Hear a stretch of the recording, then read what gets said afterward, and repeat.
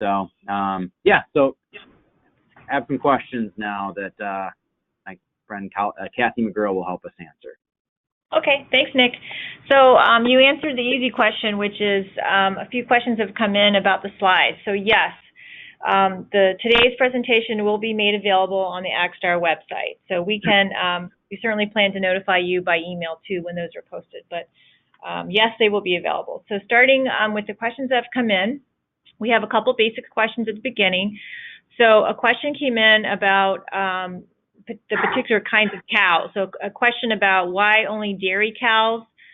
Is there something particular to dairy cows that lend themselves more to AD projects? Right. Yeah. Thanks for that question. And I probably should have been more clear, just picking up from the front about the resources that AgSTAR provides, and anaerobic digestion in general is capable for any animal manure. Dairy cows, particularly the way the manure is managed, it makes it more conducive for digesters.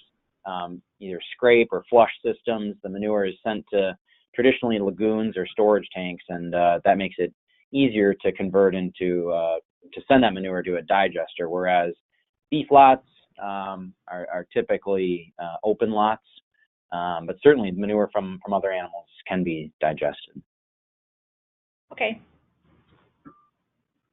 All right, so the next question, can you address the hurdles or issues associated with regional agricultural AD plants in the model of a municipal wastewater plant collecting waste from a large area? It seems that the economies of scale associated with combining manure from multiple farms would help to overcome some of the economic issues. So if I understand the question right, it kind of sounds like, can a regional digester work kind of like how a wastewater treatment facility digester works? And the answer is yes. There are some systems that are multiple farms working together kind of as one system. The one project that I pointed to in my presentation was the Kern cluster in California, and that's going to be a collection of 15 different farms that are working together to collectively send their biogas to a single cleanup facility to put the gas in the pipeline. And really what it comes down to is the transportation cost of getting the manure to a single digester if all of the farms want to send it to one digester, or the cost of having multiple digesters on single farms and then piping the gas to a single location. And just kind of in general, building one digester can have its challenges, and when there's more parties involved, it just ups the challenges in permitting and coordinating everything to have a successful project. But there certainly are examples where there are multiple farms working together, and it definitely makes the economics more feasible if you have a champion to help drive those projects. Yeah, Nick, I guess I'd also like to add on to that. The thing is with the centralized system, the transportation, just as you said, Nick, is critical. Not only getting the manure to the digester, but what do you do with the manure after it has been digested? It's got to go somewhere. Is it going back to the individual farms? And that's where your permitting and all those things come into play, because you've now combined the manure from all of these facilities. And how do you get that back within the regulations and guidelines to the individual farms, if that's the approach that you're taking on the manure after it's digested? So definitely a lot of hurdles that need to be gone through to deal with this situation. Okay, thank you for that. Next question, is there an optimum ratio for food waste to manure for co-digestion, particularly as it relates to AD stability and easier AD operations and maintenance? Need me to repeat it? I can start out just by saying it's really unique to each digester. Digesters are biological systems, so they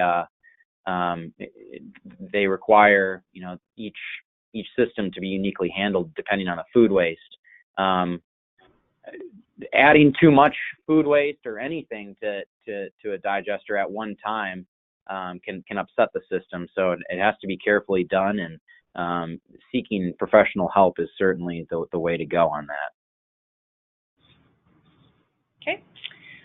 This is a question that came in, Nick, at the end of yours. How efficient are the covered lagoon digesters in California, the California Cluster Project?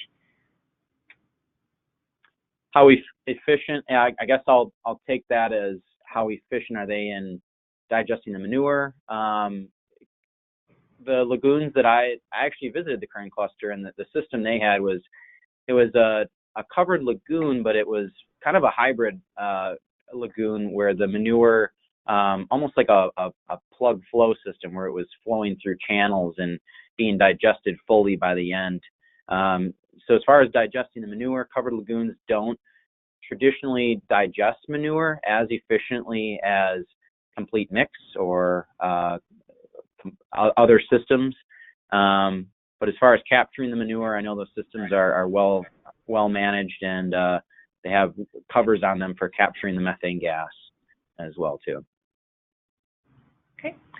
Here's a question for Fred. Can a producer apply for both REAP renewable energy grants and the REAP energy efficiency loans? Yes, they can. So, for instance, let's say we did a whole on-farm audit, or we adopted a on-farm audit from NRCS, and it said, let's put cooling in the milking parlor. Let's increase the efficiency of fans. Let's increase the efficiency of motors, and let's do something with a digester that's brand new.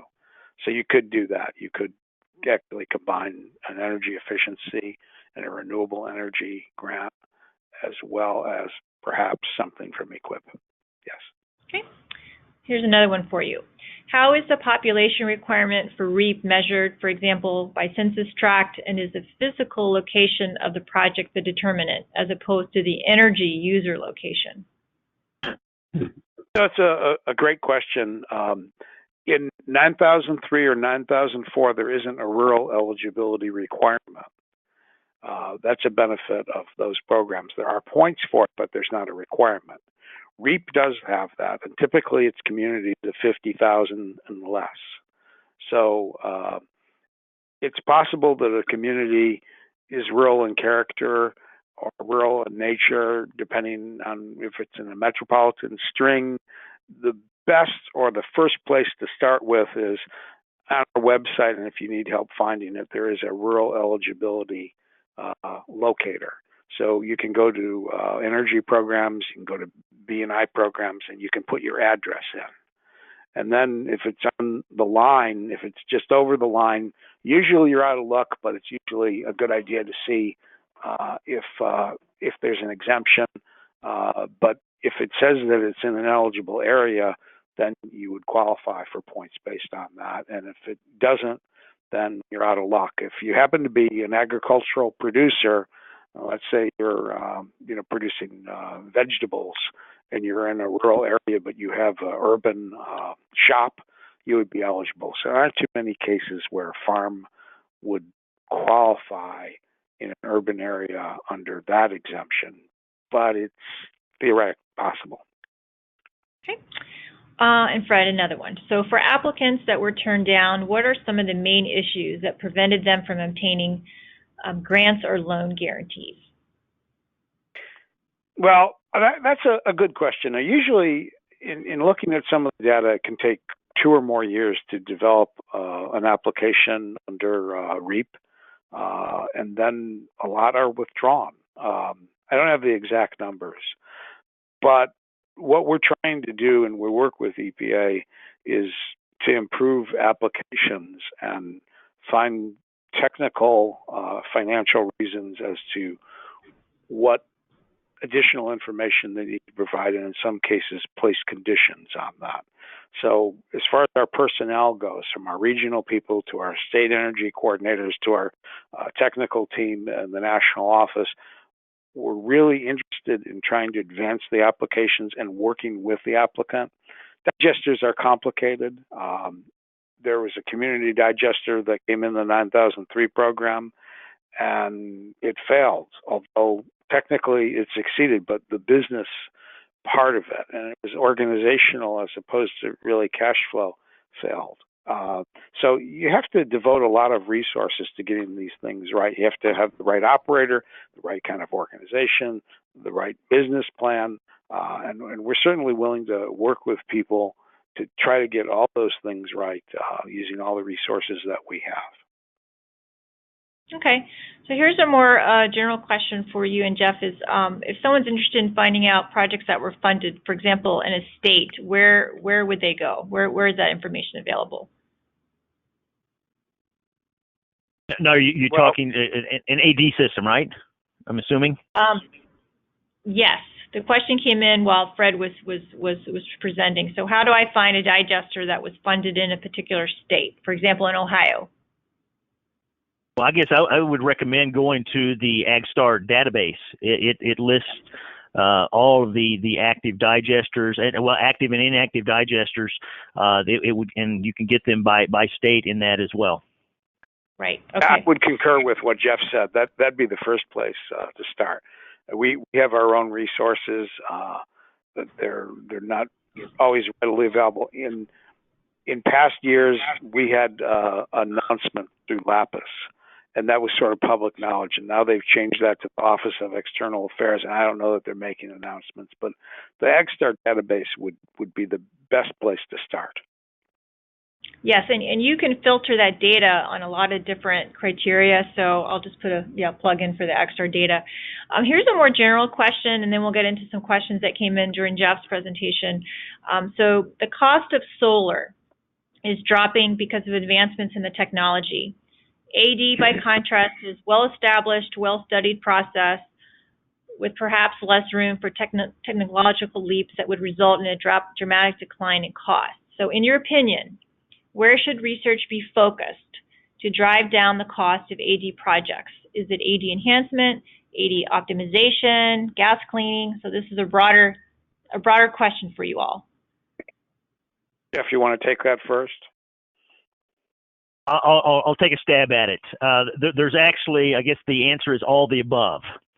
And the reason I say that is it really comes down to what is the specific application that you're looking at. Are you looking at interconnectivity to the grid? Are you looking at efficiency of energy use on your farm? But I guess one of the areas that I focus in on is that of nutrient partitioning. So through the digester process, we're finding that you're able to actually change the form of the nutrients a little bit through the digestion process. And if we could come up with some good ways of removing that phosphorus, removing doing some ammonia scrubbing, some of these practices, that way we could better utilize the nutrients where they're needed, when they're needed. So I guess, being from manure management, that would be my focus, is I want to look at those nutrient partitioning approaches, which is kind of the bolt-on after the digestion process has already taken place. So I guess that'll be my plug.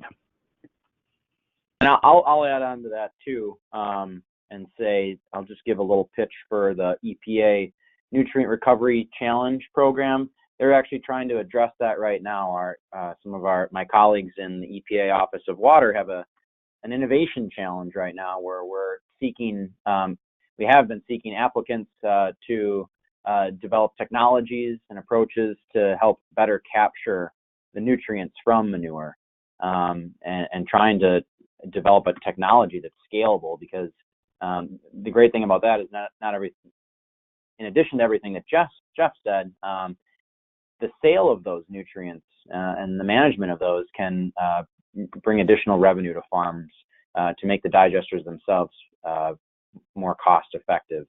There's some other research going on out there around additives to digesters, such as biochar and other things that can make the digestion process produce more biogas, and that certainly is always interesting as well too. And if more energy can be produced from the same amount of feedstock, that equals money. So that's another interesting area to focus on. I guess I would also add in there that they do have some research going on at looking at improved bugs. I don't know if you want to call them super bugs or not, but those the bugs in there, those microbes that can help break down the material more efficiently, more effectively, and therefore produce more biogas. So you can actually utilize more of the nutrients and more of the food that's there, the carbon, actually in generating more methane. So I know there's an effort in that area as well. Okay, I'd just say that it's a complex process, unlike solar, where there's more and more that is coming to the marketplace, and it drives project costs down. Digesters aren't off the shelf. They need a little bit of active management. They're complex, and all these other revenue streams are so important to their success that I would look at it in terms of what other revenues could be added to make projects work, as opposed to driving down costs at this point in time. And I guess I'll just add one more thing, which is really not dealing with the technology per se, but digesters are 24/7. Whereas like solar, you need the sun. Wind turbines, you've got to have wind. As long as you've got manure, you're going to be able to generate energy, electricity 24/7. So I think that is definitely one of the big pluses with the digestion systems. Thank you all. So Jeff, I've got a couple questions for you now. The first question is what defines a resource concern and who determines the resource concern?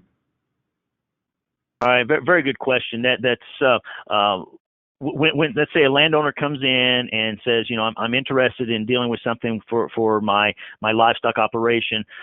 The landowner would then go out, or I'm sorry, the NRCS person would go out with the landowner. They would walk the fields, they would walk the farmstead, they would look at things, and then we have kind of a sheet that lists our resource concerns, and we have some evaluation criteria to determine, is this a resource concern or if it's not a resource concern. So we go through that, we do the evaluation, and then we present it to the landowner and say, here's what we have determined as being resource concerns. Now can we talk about this? What kind of things can we do to approach this? So it's really based on, we have a list of potential concerns, and then we eliminate or we check saying this is a particular concern that maybe the landowner wants to address. Okay, so here's a related question. What do I do if the NRCS staff feel there is no resource concern, but I do feel there is a resource concern? They can always go in and say, let's reevaluate, or could take it up to the next level within our agency, saying that we have I think I have a resource concern, and then we can bring in some additional expertise to come in and actually look at those situations. So there are some ways of you can ask for a second opinion, and we're happy to go out and do that. Okay. Can digesters be used for food waste using equip? Yes, they can. They definitely can be used for that. And the real beauty about digesters is that when you're dealing with animal manure, you kind of say, well, animal manure is already digested. Well, yes, that's true, but it really what the manure does, it works well with the food waste to buffer the energy or the methane production, so you're not getting spikes. You're getting more of an even production. So yes, it's definitely something that we can do within the EQIP program.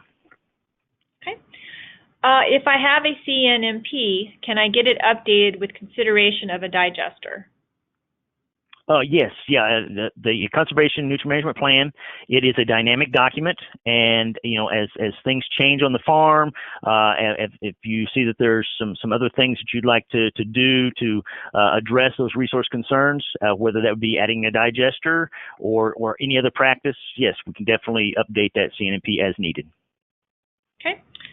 So here's a question of, specifically about any guidance or information about a site separation distance requirement from covered anaerobic lagoons to residence or public use areas. So the question is, does anybody know a guidance about site separation distance requirements? This person has looked on the EPA AgSTAR website and is looking for some suggestions on where that information might be available. I think that might be local. Go ahead. I think you want to get local codes and ordinances to begin with. Okay. That would be my thought as well, because they vary so much, from state to state, those regulations. So I would look at local, county, and even state regulations. Okay. All righty. Here is a question. How do you account for the waste from a co-digestion facility and a CNMP when you only have manure testing information to base the spreading plan on and not the co-digestion digestate? That has been an issue we've dealt with for quite some time, but we have to take that into account because you're adding nutrients. So what others have been doing is that basically as they are getting some nutrients or they're getting some of this co-digested material, once they receive it, they'll take a sample of it, have it sent off, and then have it analyzed so they kind of have an idea of what the nutrient levels are going to be, and then they would add that to the manure analysis so they get an updated nutrient content of the material that they've got. And I know that some of these operations will get multiple types of material.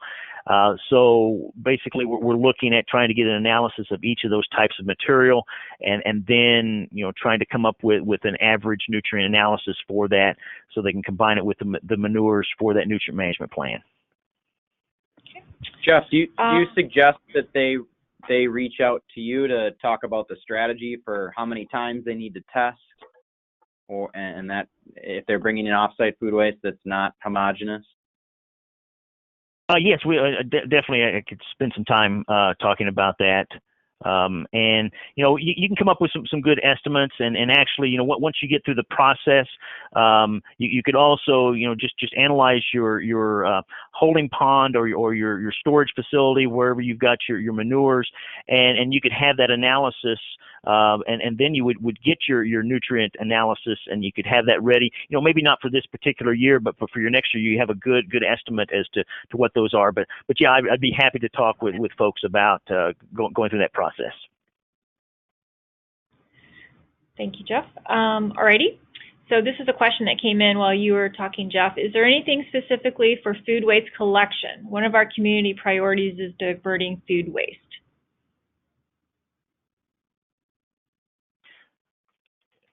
Well, I think one of the biggest issues on that is dealing with the packaging.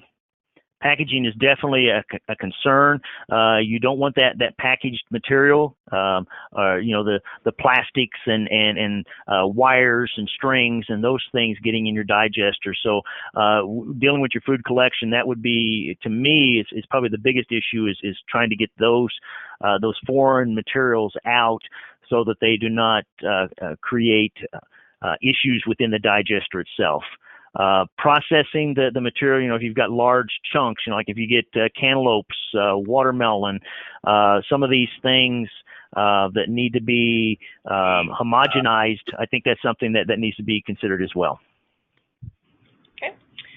So here's a question about small-scale digesters. The question is, are groups looking at small-scale digesters that are deployed in many other countries using the conservation innovation grants or other mechanisms, looking for ways to lower the barriers and cost to use AD, as now it is only available to the largest producers?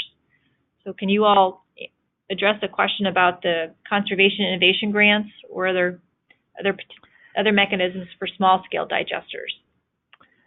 Well, I guess I would just say through the Conservation Innovation Grant, I haven't, so I went through the list. I did not see where they were looking at the small-scale digesters, but I know that there have been some efforts with that, especially when they're adding the the food waste with it.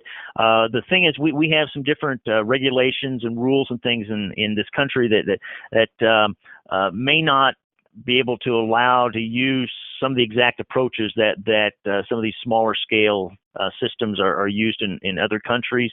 Also, the economies of scale is another issue, and that's why we don't see a lot of the small ones. I'm seeing more and more, but we still don't see a lot going in. I do know that there's some work at the University of Maryland that they're doing some studies on these small scale systems, and you know, they're getting some really good results. And I think that we'll probably see more and more in the future, but it has a little ways to go, and maybe the other two have some other thoughts. I'll just say one of the project examples that I gave was Barway Farms in Massachusetts, a smaller farm, 250 cows. It's something we consider a smaller farm, and the way they made that project economically feasible was through bringing in off-site food waste, the tipping fees associated with that, and then the boost in biogas production from that food waste made that project more feasible. So bringing in off-site food waste can help farms with less animals make a digester more possible. A question about odor control. Do you see any growing interest from hog operators, particularly given the recent nuisance lawsuits in North Carolina? And if not, what do you think it will take to see the greater uptake of AD in hog operators? Is the issue regulatory, financial, or technical? Yes. How's that? You know, the thing is, yes, we do know that odor is one of those issues that can be addressed with the digester and with swine operations. It definitely has some benefits. You know, getting them hooked in with the system. I think that's one of the biggest issues. Is, you know, how do you hook it in with an existing operation? A lot of these swine operations are on fairly small footprints. Trying to fit a digester in on that may be difficult. Do we see regulations coming down? You know, there are some air quality issues and things that could be coming down the pipeline in the future. But you know, we do. You know, I think that is something to consider. Dealing with the financial side, you know, the money's there, or at least there's some money there to help with installation of these. Again, you have to go through the evaluation process. Again, with NRCS, you'd have to go through the planning process to determine, you know, do you have a resource concern? Does it rank high enough to actually be chosen? And would the installation of anaerobic digestion system, is that the best approach for addressing the odors that you're dealing with on that particular operation? So you have to weigh all these factors to decide, you know, what's really going to be the best application dealing with the odors on those swine operations. And maybe Fred, you've got some other ideas there.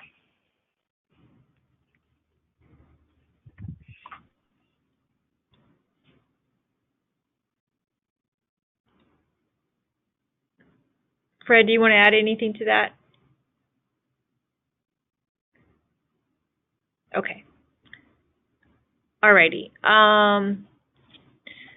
We have a few more questions that we're not going to have time to get to, but our speakers have graciously agreed to follow up. So we'll be following up with those of you who submit some questions that we haven't got to. But I do have one, I think, an easy question, and this is a question about applications being submitted through grants.gov. So the question is, are applications still being accepted via grants.gov? Jeff or Fred, can you answer that question? I really, I have to turn that over to Fred. I really don't know on that aspect.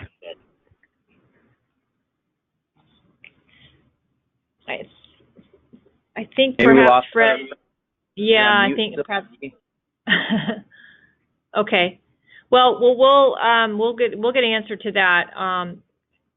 So Nick, I think we've got a few more, but I don't think we're going to have time to get through them with the webinar concluding at 2:30.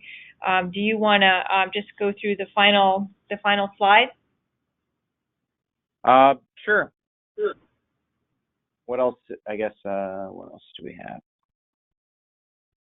I guess we have maybe time for one more question. Let's do one more, and before we officially end, I'll just remind you again to please visit agstar.epa.gov. All of the webinar today will be available soon after on our events page, which you can access right from our homepage there. And please complete the evaluation form at the end. It really helps educate us on what other topics to have on future webinars, and we always want to improve them and make them as best as they can be for you, the audience. So maybe one more, Kathy, and then we can okay. Yeah, and this may be a clarification that Fred needs to make, but we got a couple questions about the discussion about ag producers exempt from the rural definition for REAP. So somebody else clarified that ag producers are now eligible under REAP. So I don't know if Fred has, he may be muted. So yeah, I'm here. Great. Okay. So can you just clarify that, the question about ag producers being eligible under REAP? So an ag producer, let's say you're producing nursery products, and you're located in a rural area, but you have an outlet, and that outlet is in an urban area, let's say Seattle, you'd still be eligible for REAP. So there's a chance, in theory, that you could have an agricultural producer that has a digester operation, and somehow have an operation in a city, but I think it's highly unlikely. So generally, you want to go with that rural definition location device. I hope that answered your question. Thank you. Thanks, Nick. I think that's it for questions. Okay. Well, if there's any more, we'll try and get back to you as soon as we can. And thank you all for joining us today.